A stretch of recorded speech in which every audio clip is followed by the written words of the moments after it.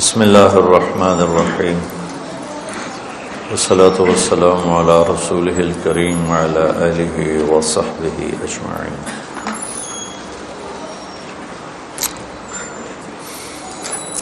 اکابر دیوبند میں مولانا محمود الحسن رحمۃ اللہ علیہ، جن کو شیخ الہند کہا جاتا ہے، یہ جب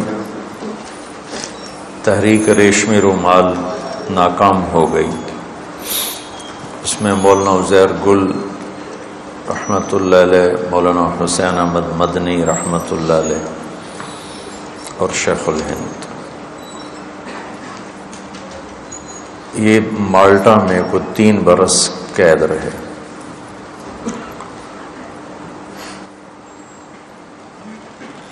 ان کو یہ حضرات حج پر تھے، وہاں شریف مکہ نے پکڑ کے حوالے کیا۔ شیخ الہند صرف ان کو چاہیے تھے۔ ان 2 شاگردوں نے رضاکارانہ اپنی گرفتاری پیش کی کہ آپ ہمیں بھی گرفتار کریں، ہم اپنے استاد کے ساتھ رہنا چاہتے ہیں۔ تو انہوں نے کہا بھی صحیح کہ آپ دونوں ہمارے مطلوب نہیں ہو، وہ کہ ہیں یا نہیں ہیں، ہم نے ان کے ساتھ رہنا ہے۔ تو پھر 3 برس یہ حضرات وہاں مالٹا میں اسیر رہے۔ مالٹا اٹلی کے ساتھ ایک جزیرہ ہے، اب تو بہت خوبصورت ہے، اس وقت وہ سزا کے لیے وہاں بھیجا جاتا تھا۔ تو جب واپس آئے تو انہوں نے ارشاد فرمایا کہ میں نے 3 سال غور کرتا رہا کہ امت پر یہ زوال کیوں ہے اور امت دین سے دور کیوں ہے۔ تو مجھے یہ اندازہ ہوا کہ امت قرآن سے دور ہو چکی ہے، اور اب میں نے یہ سوچا ہے کہ میری جتنی باقی زندگی ہے وہ میں امت کو قرآن سے جوڑنے کے لیے لگا دوں گا۔ یہ الفاظ میرے ہیں، مفہوم ان کا ہے کہ جو اللہ نے مجھے باقی زندگی دی ہے میں وہ قرآن کی نشر و اشاعت پہ صرف کر دوں گا۔ تو پتہ نہیں مجھے کہاں سے اچانک یہ بات یاد آ گئی، چونکہ قرآن کا سلسلہ چل رہا ہے تو قرآن کے مضامین سے ہم ناآشنا ہیں۔ قرآن کس لہجے میں بولتا ہے اس لہجے سے ناآشنا ہے۔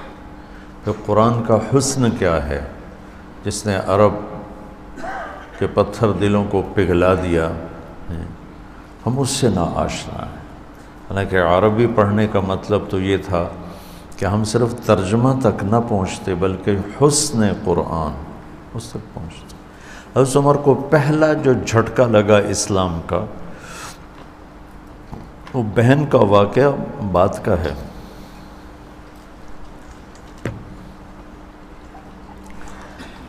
عرب یہ قریش رات کو اللہ کے نبی حرم میں آ کے قرآن پڑھتے تھے۔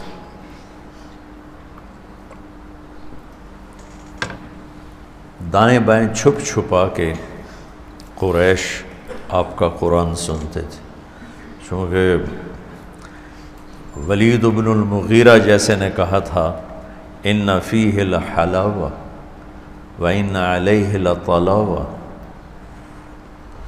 وَإِنَّ أَسْفَلَهُ مُغْدِقٌ وَأَعْلَاهُ مُثْمِرٌ وَإِنَّهُ لَيَعْلُو وَلَا يُعْلَى وَإِنَّهُ لَيَحْطِمُ مَا تَحْتَهُ۔ کافر کے تبصرہ ہے، کیا کمال کر دیا۔ تو ایک دفعہ حضرت عمر رضی اللہ عنہ پردے کے پیچھے چھپ کے کھڑے ہوئے تھے اور اللہ کے نبی نفل پڑھ رہے تھے، تو آپ اس دن الحاقۃ ما الحاقۃ وما ادراک ما الحاقۃ کذبت ثمود وعاد بالقارعۃ فاما ثمود فاہلکوا بالطاغیہ واما عاد فاہلکوا بریح صرصر عاتیہ سخر علیہم 7 لیال و8 ایام حسوما فتری القوم فیہا صرعا کأنہم اعجاز نخل خاویہ فہل تری لہم من باقیہ وجاء فرعون ومن قبله والمؤتفكات بالخاطئة فعصوا رسول ربهم فأخذهم أخذة رابية إنا لما طغى الماء حملناكم في الجارية لنجعلها لكم تذكرة وتعيها أذن واعية فإذا نفخ في الصور نفخة واحدة. الفاظ کا ردم محسوس ہو رہا ہے؟ سبحان اللہ. اس میں موسیقی معلوم ہو رہی، کس طرح چناؤ ہے اور کس طرح ایک بہتا دریا ہے. وحملت الارض والجبال فدکتا دکتا واحدہ فیومئذ وقعت الواقعہ.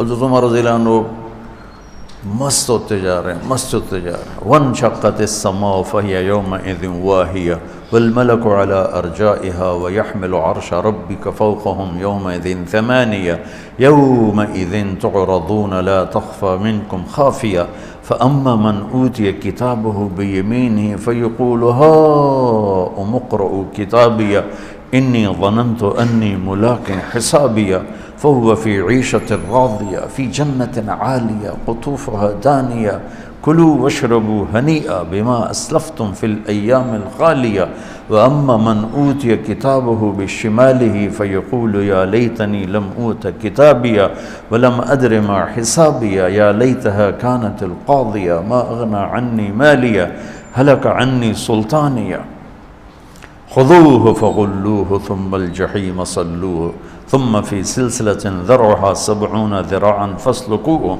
إنه كان لا يؤمن بالله العظيم ولا يحض على طعام المسكين فليس له اليوم هاهنا حميم ولا طعام إلا من غسلين لا يأكله إلا الخاطئون فلا أقسم بما تبصرون وما لا تبصرون. یہاں پہنچے تو عمر رضی اللہ عنہ دڑ دڑ دڑ ایسے کلام کی ہیبت، جو ذرا بھی ترجمہ نہیں سمجھتا، وہ الفاظ جس طرح آ رہے ہیں وہ دل کو ہلا دینے والے ہیں. ان کے منہ سے نکلا ما اشعرہ، کتنا بڑا شاعر ہے. اور وہ بیت اللہ کے پردے کے پیچھے چھپے ہوئے تھے اور اللہ کے نبی یوں وہاں کھڑے، تو ان کی زبان سے آہستہ سے ما اشعرہ. عین اس وقت میرے نبی نے یہ آیت پڑھی فلا اقسم بما تبصرون وما لا تبصرون انه لقول رسول کریم وما هو بقول شاعر قلیلا ما تؤمنون. تو ایک دم حضرت عمر کے منہ سے نکلا ما اسحرہ، اوئی ہوئی کتنا بڑا جادوگر اتنی دور سے میری بات کو سن لیا. تو آپ نے دوسری ضرب لگائی ولا بقول کاہن قلیلا ما تذکرون تنزیل من رب العالمین. اور قرآن ایک جیتا جاگتا پیغام ہے. شیخ الہند جو ہماری بنیاد ہیں، پہلے شاگرد محمود الحسن دیوبند کے، پہلے استاد محمود احمد اور پہلے شاگرد محمود الحسن، جنہوں نے 4 چاند لگا دیے دیوبند کو اپنی جہود، للہیت، اخلاص، منحنی، دبلے پتلے اور انگریز سے ٹکر لے کر کیا سے کیا کر دکھایا بابا. لیکن جب قوموں کے سفینے ڈوبتے ہیں تو پھر ملاح بچا نہیں سکتے. ملاح کتنا ہی ماہر ہو، جب کشتی کے پھٹے ٹوٹ جائیں تو وہ کشتی کو کیا بچائے گا. تو ادھر ادھر کی نہ بات کر، یہ بتا کہ قافلہ کیوں لٹا، مجھے رہزنوں سے گلا نہیں، تیری راہبری کا سوال ہے. تو میں یہ چاہتا ہوں کہ مجھے پتہ نہیں یہ ہوگا کہ نہیں ہوگا، کہ میرے ذریعے سے ایک ایسی جماعت تیار ہو جائے جن کا ورد قرآن ہو، جو فذکر بولو فذکر بالقرآن بالقرآن بالقرآن من یخاف وعید.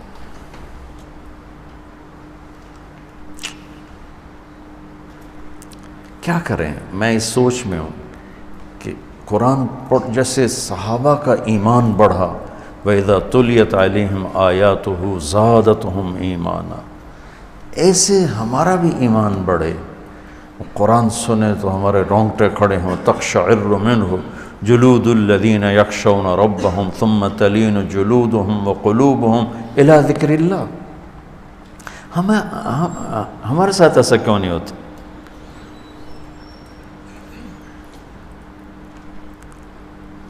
اللہ اس کو کوئی حل نکالے گا اپنی قدرت سے۔ تو یہ تھوڑی سی ہم قرآن کی مجلس روزانہ بیٹھتے ہیں کہ کچھ اللہ کی کتاب سے کچھ رہنمائی مل جائے، کچھ سننے کو کچھ سنانے کو مل جائے۔ میں نے بتایا تھا یہ وہ علم ہے جس کو اللہ جنت میں کھولے گا۔ جنت میں ایک مجلس ہوگی صرف اہل علم کی، اور اس میں کوئی شامل نہیں ہوگا۔ وہاں اللہ تعالیٰ قرآن کا علم اپنے بندوں پر کھولے گا، ایک ایک لفظ پر علم کے سمندر کھلیں گے، اس میں جو بحث ہوگی اس کی لذت میں علماء کو جنت بھی بھول جائے گی۔ تو اب سارے کو تو بیان کرنا مشکل ہے، جو کچھ چیدہ چیزیں میری سمجھ میں آ رہی ہیں، مطالعے کا بھی وقت نہ ملتا، سر درد جان نہیں چھوڑتا ہے، تو دیکھتا ہوں تو اور بڑھ جاتا ہے۔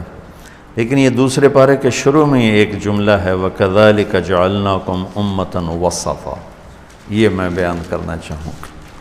لِتَكُونُوا شُهَدَاءَ عَلَى النَّاسِ وَيَكُونَ الرَّسُولُ عَلَيْكُمْ شَهِيدًا۔ یہ آیت نمبر 146 ہے، 43۔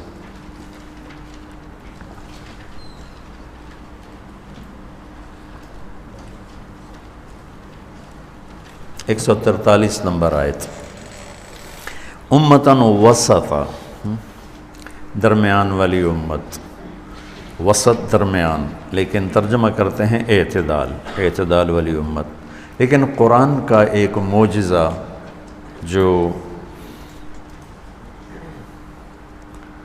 اس وقت جو میں بتانا چاہتا ہوں، جب قرآن اترا سورہ بقرہ 10 سال میں اتری، سورہ بقرہ 10 سال، اور اس میں کوئی آیات نہیں تھیں، وہ تو جیسے آ رہی تھیں اللہ کے نبی لکھوا رہے تھے، پھر اس کے بعد اس کو آپ نے ترتیب دیتے تھے، یہ یہاں لکھ دو، یہ یہاں لکھ دو، یہ یہاں لکھ دو۔ بعد کے علماء نے آیات، صورتیں، رکوع، زیر زبر، پیش، جزم، یہ ساری چیزیں قرآن کی خدمت بعد میں کی۔ تو سورہ بقرہ کی 286 آیات طے کی گئیں، کافی بات کی بات۔ سورہ بقرہ کی 286 آیات طے کی گئیں۔ یہ جو امتاً وسطا، درمیان والی امت، اس آیت میں آئی جس کا نمبر ہے 143، جو 286 کا وسط بنتا ہے۔ یہ سمجھ میں گا کہ آیت میں لفظ وسط آیا ہے تو اللہ نے اسی لحاظ سے اس کو وہاں فٹ کروایا کہ آدھی سورہ بقرہ امتاً وسطا۔ یہ قرآن کا حسن، قرآن کا اعجاز اور قرآن کا سحر ہے جو سر چڑھ کے بولتا ہے۔ ہر چیلنج، دعویٰ ٹوٹا ہے، ایک چیلنج آج تک باقی ہے، فَأْتُوا بِسُورَةٍ مِّن مِّثْلِهِ، اس قرآن جیسی ایک صورت لے کے آ جاؤ۔ آج کل کمپیوٹر کتنا تیز ہے، ایک صورت ایسی بنا کے دکھا دو۔ آج تک اس کو کوئی چیلنج نہیں کر، قرآن پہ اعتراض ہیں، ایسا ہے، تکرار ہے، اپنی طرف سے لکھا ہے، لیکن اچھا چلو اپنی طرف سے لکھا، تم بھی لکھ کے دکھا دو، آج تک نہیں ہو سکا۔ بہت پہلے سے اس کی کوششیں شروع ہوئیں۔ عبداللہ بن مقفع ایک ایرانی ادیب تھا، عربی کا باپ تھا، عربوں سے بھی آگے۔ اسے لوگوں نے کہا تو قرآن کے مقابلے میں کلام تیار کر، تیرا گھر ہم سونے سے بھر دیں گے۔ اس نے 6 ماہ کی مہلت مانگی، 6 مہینے گھر سے باہر نہیں نکلا، 6 مہینے گھر سے باہر نہیں نکلا، وہ صرف لکھنے میں لگا رہا، لکھے پھاڑے۔ 6 ماہ بعد اس نے کہا یہ کلام قرآن کے مقابلے میں ٹھیک ہو گیا۔ 6 ماہ کے بعد گھر سے باہر نکلا، یوں گلی میں سے گزرا، کھڑکی کھلی تھی اور ایک بچی قرآن سامنے رکھ کے پڑھ رہی تھی ادھر منہ کر کے. یہ یوں گزرا اور اس بچی نے پڑھا وَقِيلَ يَا أَرْضُ ابْلَعِي مَاءَكِ وَيَا سَمَاءُ أَقْلِعِي وَغِيضَ الْمَاءُ وَقُضِيَ الْأَمْرُ وَاسْتَوَتْ عَلَى الْجُودِيِّ وَقِيلَ بُعْدًا لِلْقَوْمِ الظَّالِمِينَ. یہ قرآن کی سب سے فصیح آیت ہے. قرآن سارا فصیح ہے لیکن قرآن کی سب سے فصیح آیت. 19 الفاظ اور 21 اقسام بلاغت. 19 الفاظ میں 21 کے 22 اقسام بلاغت ہیں. اس کو صرف علامہ طنطاوی نے اپنی تفسیر میں پورا لکھا ہے. جس کا شوق ہو اس میں دیکھ لے. میں وہاں سے دیکھ کے آپ کو یہ بتا رہا ہوں لیکن میں نے آج سے کوئی میرے خیال 25-30 سال پہلے دیکھا تھا تو مجھے وہ یاد نہیں.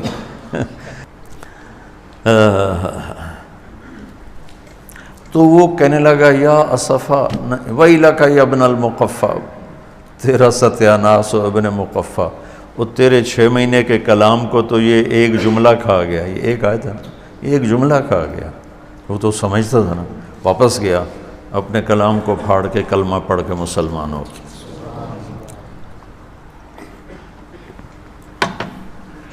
ایسے آپ لوگ قرآن کے ساتھ بیٹھو.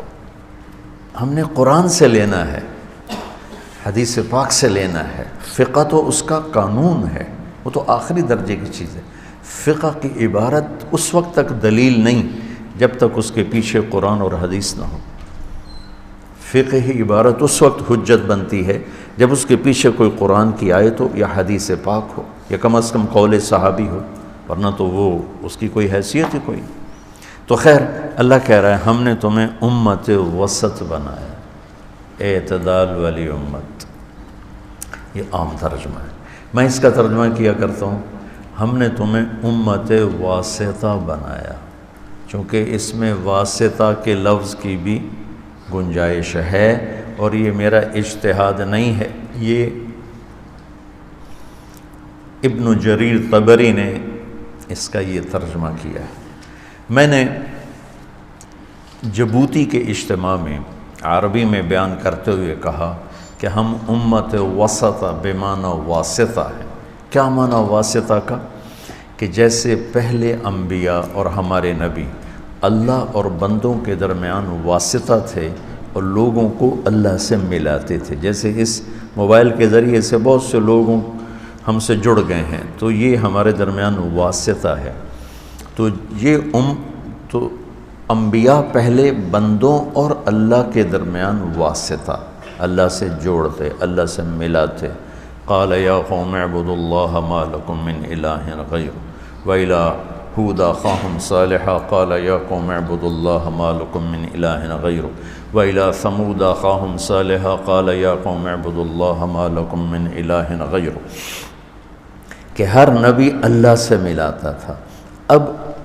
اب ہمارے نبی کے بعد کیا ہے؟ ما کان محمد ابا احد من رجالکم ولکن رسول اللہ و خاتم النبیین وکان اللہ بکل شیء علیم. آپ تو آخری ہیں. اب کیا ہوگا؟ اب کون بندوں کو اللہ سے ملائے، کون واسطہ بنے گا؟ تو اللہ نے کہا کذالک جعلناکم امۃ وسطا، ہم نے تمہیں امت واسطہ بنایا ہے. میں نے اس طرح بیان کیا. تو ایک عرب عالم بھی اور بڑے ادیب بھی، بڑے شاعر بھی، میرے بڑے اچھے دوست بھی، ڈاکٹر فوزی اور غضب کے شاعر، ان کے میں اشعار سنایا کرتا ہوں. اللہ اکبر شع نور محمد وبدت لوائحہ بہذا المشہد والیمن خیم فی جوانبہ التی ابدا تغص بکل حبر مرشدی عاف المنام ووزعت اوقاتہ بین الاحبۃ فی زوایا المسجد حجر المنازل والدیار واہلہا وصلا بہم عن والدین ومولدی ضحى بوارف دوحة تشدو بها سرب البلابل في حياض موردي طورا يعين للبيان وتارة يدلي نصيحته لكل موحد يغزو العوالم في مطية فكره لتكون ميدانا لجهد محمد۔ ڈاکٹر فوزی کو میں نے کہا کہ میں نے یہ ترجمہ ٹھیک کیا؟ کہنے لگا بہت لگا ہے دل کو بہت لگا ہے، لیکن یہ قرآن ہے، اس لیے اس کو ذرا تحقیق کرو کہ کسی بڑے اکابر میں سے کسی نے یہ ایک بات کہی ہے کہ نہیں کہی، اگر کہی ہے تو پھر بہت زبردست بات۔ میں وہاں سے واپس آیا، ذرا ہمت جوان تھی، میں نے تفسیریں اٹھا لی تو مجھے کہیں ملا نہیں، میں بڑا اداس ہو گیا۔ تو پھر میں نے تفسیر طبری اٹھائی، جو پہلی تفسیر ابن جریر طبری، وہ بھی دیکھتا جا رہا ہوں، کوئی نہیں آ رہا، میرا دل بیٹھ رہا ہے کہ لفظ میں ترجمے میں لفظ میں گنجائش ہے، وسطہ بے معنی واسطہ، لیکن جب تک پیچھے سے کوئی بات نہ ملے تو ہم تو کوئی مجتہد نہیں ہیں۔ تو آخر میں ابن جریر رحمۃ اللہ علیہ نے بے معنی واسطہ انہوں نے یوں بیان کیا کہ اب یہ امت جو ہے یہ واسطہ ہے لوگوں کے اور اپنے نبی کے درمیان۔ تو یہ جو بچوں تبلیغ کا کام ہے نا، یہ امت وسطہ کی ذمہ داری ہے۔ اللہ مولانا الیاس صاحب کی قبر نور سے بھرے، انہوں نے بھولا ہوا سبق یاد دلایا۔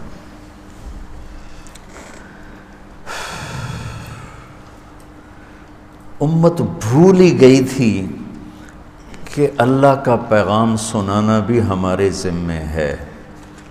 عبادات بس اس حد تک بہت بزرگی سمجھی جاتی تھی کہ بہت بڑے بزرگ ہیں، سارا دن نفل پڑھتے ہیں، بے شک بزرگی ہے، سارا سال روزہ رکھتے ہیں، بے شک بہت بڑی بات ہے۔ لیکن جو اللہ نے ہمیں وظیفہ بخشا امتاً وسطا، کس لیے بنایا ہے امت واسطہ؟ لِتَكُونُوا شُهَدَاءَ عَلَى النَّاسِ، کہ تم لوگوں کو جا کر گواہی دو کہ اللہ ایک ہے، اس کی مان لو۔ اور ہماری گواہی سچی ہے یا جھوٹی ہے، گواہ کا سچا ہونا ضروری ہے، تو کتنے بڑی گواہی لائے کہ میرا نبی تم پہ گواہ ہے کہ تم سچے ہو۔ اللہ اکبر!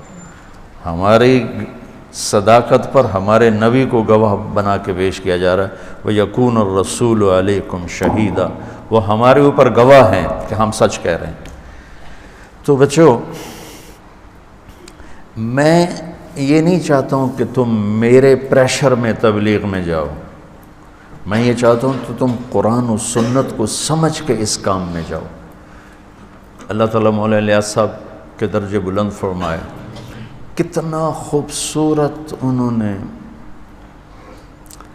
اس محنت کا تعارف کروایا، فرقہ واریت سے ہٹ کر اور اختلافی مسائل سے ہٹ کر، نفرتوں کے مضامین سے ہٹ کر، سب کو جوڑنے کے لیے خود چل۔ اس وقت کے علماء فرماتے یہ تو علم کی توہین ہو رہی ہے کہ فساق کے پاس جاتے ہیں، فجار کے پاس جاتے ہیں، اور مولانا الیاس صاحب فرماتے اس توہین میں میری عزت ہو رہی ہے۔ انبیاء، اچھا آج کا عجیب ماحول بن گیا، جو لوگ دین سے دور ہم ان سے ملنا ہی پسند نہیں کرتے، اور نبی کس کے لیے آتے ہیں جی؟ نبی نافرمانوں کے لیے تو آتا ہے۔ 4000 نبی بگڑے مسلمانوں کے لیے آئے، بنو اسرائیل میں 4000 نبی بگڑے مسلمانوں کے لیے آئے، اور 1,20,000 وہ کفار کے لیے آئے۔ اور اس میں 4000 جو موسیٰ علیہ السلام سے سلسلہ چلا ہے، جب مسلمان بگڑ جاتے تھے اللہ نبی بھیجتا تھا، یعنی اس وقت بنو اسرائیل مسلمان تھے۔ تو میرے عزیزو، اس تبلیغ کو نا کچھ جماعت نہ سمجھو، فریضہ سمجھو، امتاً وسطا، ہم امت واسطہ ہیں اللہ اور بندوں کے درمیان، ہم نے اللہ کے پیغام کو پہنچانا ہے۔